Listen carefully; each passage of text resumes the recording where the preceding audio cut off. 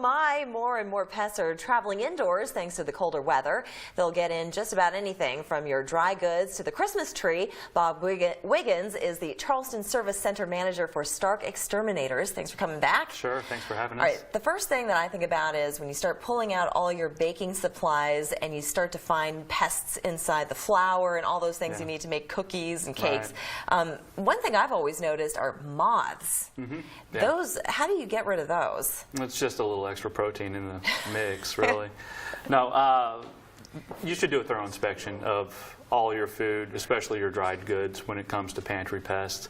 Look at expiration dates. If you find something in there, the best practice is to take everything out, throw it away, get it out of the house, clean everything down with soap and water, vacuum. And even I notice that when I seal everything up, they still somehow get inside. Yeah, yeah. I mean, is it not just my imagination that they get into stuff by osmosis? They can penetrate sealed packages unless it's in a receptacle, not the original packaging, but a receptacle that's airtight, that has some thickness to it that they can't bore through. Okay. And then what about cockroaches and some of the other pests that we tend to see? Well, this time of the year, people are bringing in Christmas trees and things like that, so you don't want to bring in stowaway spiders, cockroaches, and ants. So it's a good practice to inspect the trees and things like that. Give it a good shake before you bring it in. Same thing goes with what you're bringing in from the attic or garage in the form of decorations.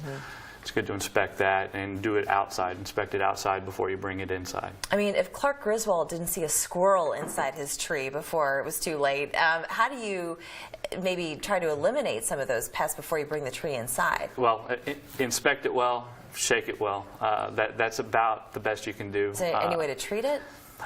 I don't recommend it. I really don't. I don't recommend preemptive treatments on trees that you're bringing inside.